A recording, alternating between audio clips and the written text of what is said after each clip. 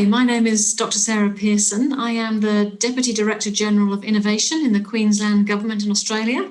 And I have also many other hats. So one is I'm on the Investment Committee for Main Sequence Ventures, which I'm very proud of, the work that we do here in Australia to build deep tech industries and tech startups. Also on the Advisory Board for Impact Investment Exchange in Singapore, Advisory Board for the Space Agency, etc., etc. So I've got a few hats. But today I'm going to talk to you about the Queensland innovation scene, where we've been and what we're doing next. I'd like to start by firstly saying thank you so much for the invitation to speak to you, and thank you to those of you listening. I hope you find it useful and interesting. And I'd also like to acknowledge the traditional custodians of the land that I'm on right now and the lands that you are on, wherever you are when you're listening to this talk. I'd like to pay my respects to their elders past, present and emerging, and also acknowledge the tens of thousands of years during which they have been innovating and been incredible scientists as they have pushed forwards their own cultures. One classic example is that our Indigenous population here in Australia discovered the variable stars about 2,000 years before the Western world did. So we've got a lot to be proud of here in Australia for tens of thousands of years. So what are we up to in Queensland? One of the reasons I came to Queensland is because there's been a lot of work here happening for a couple of decades. It's not an overnight success. It's been about 20 years of investment and foresight and vision by the government and by the community, by the researchers and the entrepreneurs and investors. So it's been a long time coming. You've got here the vision that we have. The vision is basically to diversify the Queensland economy, as economies are trying to do all around the world, but also to make sure we're leveraging our competitive strengths. So it's not just a pure, let's just do everything in innovation, but let's actually look at what we're really good at and what global competitive strengths we have. We want to drive sustainable economic growth and high value jobs. If you look at the predictions, 75% of future high growth jobs need STEM, science, technology, engineering and maths, and 65% of them don't exist. So we need to build these new industries or update current industries so they can be globally sustainable and competitive. Obviously, with all of this in mind, we want to make sure it's not just a vision, but we get some return on investment so that we get some outcomes and some impact from the work that we have been doing. And being a newbie to Queensland, I would say, I'd just like to say there is so much here that Queensland can be proud of. We've just been a little bit quiet about it, so I'm hoping that you can do something about that, and certainly today is part of that. Just a quick slide to look at some of the outcomes from this investment that's happened over, this one in particular is over the last 5 years. So we have a program called Advanced Queensland, and throughout that 5 years, so just over 5 years now, 755 million has been invested by the Queensland government into all sorts of a whole range of programs, from startups and schools, ecosystems, and also big business and small business. So a lot of work has been going on. We've been really thrilled that we found that has led to some jobs, a number of jobs, roughly 25,000 jobs over those 5 years have been generated. And obviously during COVID, that has become even more and more important as we're trying to recover from this and employ people. The other thing to be proud of is that the entities, the organisations, the companies that we've invested in have a much higher survival rate than the ones we have not invested in. So that means we are choosing companies that are sustainable and are growing sustainably. That 9 times number there is talking about our recipients are 9 times more likely to have a growth event than the people that we do not invest in. So again, that's showing that we're investing in high growth, sustainable companies that are generating jobs. The other thing to be proud of, 2 other things to be proud of. One is that 61% of the entities that we've invested in are actually in the regions. Queensland is quite unique in that it has our southeast Queensland area, so Brisbane in particular, which, as you can imagine, is a hotbed of innovation. There's lots of people that live here and quite densely. But then when you go out to the regions, there are also some incredible regional innovation ecosystems that have been growing and some incredible entrepreneurs in our regions that are growing businesses and jobs. So that's really exciting place to be from that perspective. And lastly, you cannot do this just with government money. In fact, I believe the government maybe has taken too much of a role here in Queensland, and we need to energise more of the ecosystem. I'll talk about that in a little bit. But you need to leverage other people's resources. That's not just money. It can be human resources or access to equipment, etc. And we estimate that we've leveraged 845 million of Australian dollars from partners within this program. So that's really good for us. If you look at things like the Sustainable Development Goals that are 2.5 trillion US dollars short of being able to be reached, your government realised quite a while ago that they could not help with the SDGs on their own. We needed to leverage other people's assets and resources too. So that flows through to a lot of what we do. So am I talking rubbish, or have we actually got some high growth industries here and some high value jobs in Queensland? Well, we absolutely have. Here's a few examples. Tritium. In 2016, the Business Development Fund, which was a sort of early stage VC fund that the Queensland government set up a while ago, they raised 2.5 million from that government fund, and it was matched by private sector investment as well. And that's generated over that time 194 new jobs. Clipchamp in 2020, in fact, the next three have all raised money in 2020, the challenging year for everybody. So Clipchamp raised 13.2 million, and that generated 80 jobs with that. gov't, this is like a Netflix for education, based in Logan in Queensland. We have invested through Advanced Queensland about 2 million in the past, but in 2020 they raised 62 million. So again, during COVID, they're still raising money, and overall they've raised about 120 million. They grew from 20 staff to 300 plus in less than 3 years. So, they're rapid growth. Vaxxus in 2020, this is a vaccine delivery patch, so not using needles, but using a patch.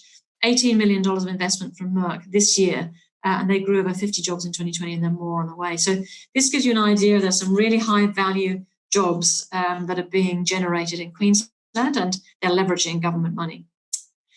Some other examples of some great companies we have here. So Safety Culture is our first unicorn, Queensland's first unicorn, and that was actually born within the regions. That was born up in Townsville. Online work health and safety tools, which is obviously going gangbusters, given that they're now a unicorn. Emercent is using drones in dangerous situations such as in mining, so underground mines, so going places where you don't want humans to go, using LiDAR. Tritium is an EV charging technology that now I think has got something like 70% of the market in Europe. I won't go through all of these. Movus is one that is using AI to understand whether you need to do some maintenance on your manufacturing equipment. Skyborne Technologies, this is drones used in defence. Black Sky Aerospace and Gilmore Space Technologies, two companies that are launching rockets right now, which is incredibly exciting for Queensland. Perfectus Algae, they're genetically modifying algae so that then they can use us as manufacturing plants for all sorts of chemicals. Swarm Farm, that's out in Emerald, so another regional piece. They've been developing robots for delivering chemicals in farms across large agricultural spaces, and they're saving farmers time and money, because they're using AI and imagery to make sure that they're only spraying the chemicals where they're absolutely needed, and they're saving lots of money for farmers. I particularly like that one because it's actually driven by farmers for farmers, so you've got the customer really understanding what's needed and delivering technology that farmers will use, to the point that they'll actually make stuff that farmers can mend, because farmers love tinkering and mending things. So I think that's a brilliant example. Vaxxus I've talked about. Fireball International are doing mapping and sensing where fires are, and we have had a bad season last year on that front.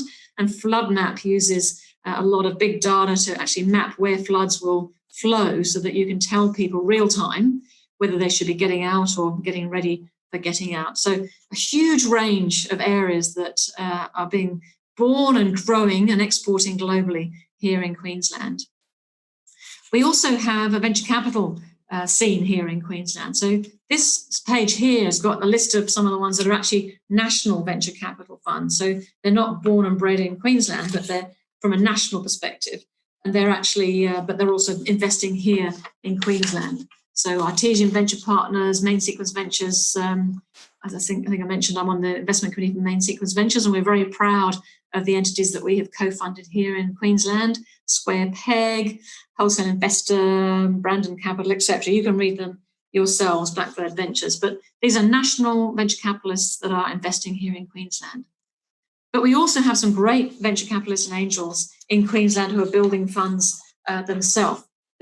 So again, you've got the words up there. We've got the Brisbane Angels, Pi Lab, Sprint, Greenspring, IQ Funds, Angel Loop, One Ventures, Black Sheep Capital, Cake, On Market, the C Venture Crowd, and Impact Queensland, and Transition Level Investments. These have all, a number of these have been going for some time, but some of them are also brand new, which is exciting to see the raises happening last year, end of last year and the beginning of this year. Really good that these companies are managing to raise money and invest money here in Queensland, for Queensland, by Queensland. What about government? So, in government, we've got various pipeline investment programs. So it's great that you've got venture capitalists and some angels, although I think we probably need to up the angel investment in the regions. But also government's got some funding that it helps to make sure we're getting that pipeline being developed. So Ignite Ideas Fund is one example, where we will give early stage ideas, including ideas in SMEs, $100,000 to $200,000, and that's really helping them to commercialise innovative products and services, and really helping them to grow and compete in global markets. But they're usually quite early stage. Then there's the Business Development Fund that I mentioned earlier.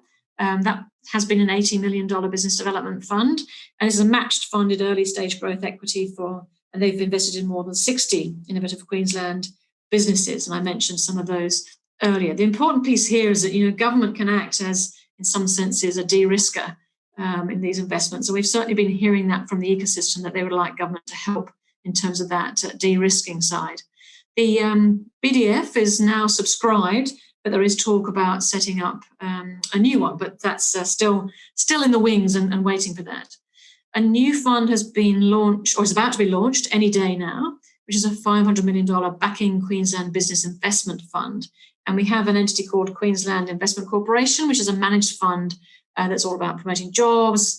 But they're starting to, they actually ran the BDF, but now they're going to start moving into also funding the later stage. So the BDF was it was Series A, and now the Backing Queensland Business Investment Fund will be the next level of growth, which is quite exciting for us. So if you've got the early stage grants, you've got the BDF, the next phase, and then you've got this Backing Queensland Business Investment Fund, it's looking quite good for our pipeline of investment. And then if you throw in the mix the other VC firms that are co-investing or even investing on their own, then that's really quite an exciting time here in Queensland.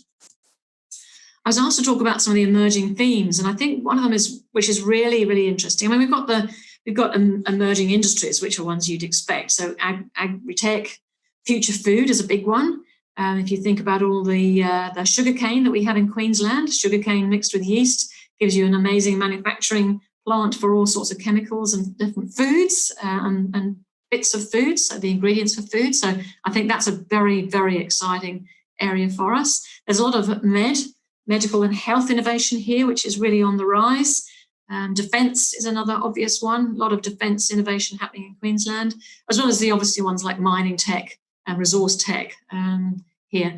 One thing that you might be surprised at is from an artificial intelligence perspective, 60% of Australia's AI startups are actually based here in Queensland. So we're a bit of a hotbed for artificial intelligence, and that's spread across a whole load of different sectors. But what we've got here on this slide is the fact that the impact side of things is really on the rise in Queensland. So impact, as the fund Impact, has actually just raised, I think it's about 30 million for their fund. And so this is going to be really great for stimulating even more investment and attraction of impact and support for impact startups here in Queensland. So it's really, really quite exciting what's going on in this space. There's also some interest from super funds. Now, for years now in Australia, we've been talking about the fact that we really need to get super funds involved in investing in early stage startups. And they've found that very challenging. There are some good examples of some that have been, but it's not as many as we would like there to be, given how much money is in super funds. But so we've been talking to some super funds here in Queensland who have a real emphasis on delivering value in Queensland. So the investors within those super funds, the employees that put their money into these super funds and their trust would like to see some impact here in Queensland. So these super funds are looking for opportunities to do that. So we're at early stage discussions with them, and particularly around ESG and the SDGs as being thematics that they're very much interested in. They're thinking maybe a few of them could club together and then invest in a portfolio. It's It's too small, Vicky's, for super funds to invest in individual ideas, but investing in a whole portfolio is definitely of interest to them. And I know, Main Sequence Ventures, we collaborate with some super funds too in a really good way. So what are we trying to do this year? So last year was obviously really, really challenging with COVID. And so as a government and the money that we had, and the resources that we had, we were very much trying to help companies to survive through COVID. An example being, putting on programs to help entrepreneurs understand their finances. How do you make sure, if you're growing so rapidly, because you might be telepresence health or you might be online education or something like that, that if you're growing so rapidly, you know how to handle that and how to handle your money. Or it could be that your revenue is really drying up and you need to make your money last longer. Or it could be that you're going to go into hibernation, or it could be that you're going to shut down. So we've actually set up some programs to help startups with that, and got some really good feedback. Some of the startups were saying that they increased their runway by about 6 months, having gone through the program. So we've done some really good things that have worked well, including mental health for entrepreneurs. But anyway, going forwards, the amount of money is on the decrease. The amount of money that we've got available now, that's not good and good all at the same time. One of the things about not having much money is that it means everyone else has to jump in and do stuff together. And I'm a strong believer of ecosystems. I don't really call them innovation ecosystems or startup ecosystems. I like to call them new economy ecosystems. So this is how do we bring big business and small business, the research base and universities, the TAFEs, the schools, the entrepreneurs, the investors, government, and all the support infrastructure. How do we bring all of that together to help obviously build up startups, but also to help the commercialization of ideas coming out of universities, and how to help current industry to innovate so they can be globally competitive and sustainable. And of course, with COVID, we found that the supply chain, sovereign security around supply chains is meaning that we actually really want to be making sure we're building both new businesses to fit into those supply chains and also to help current industries pivot and change. And a lot of that is going to be around Industry 4.0, needing to become more efficient and effective. But that's all going to need an ecosystem. None of these ideas happen on their own. You need this whole community of people working together. As I think I said at the beginning, I also think that in Queensland, there's been a bit too much of an emphasis on government and a sort of government give us some money, the handout mentality. And we really need to move to how do we all leverage and move and mobilize and connect our assets, sweat all the assets that we've got together to deliver some amazing opportunities from an innovation and a new economy perspective. So we're going to do a lot of work on that. The second one is around collaboration. So, there's quite often times when a few large corporates could come together with some universities and some entrepreneurs and investors and do something amazing.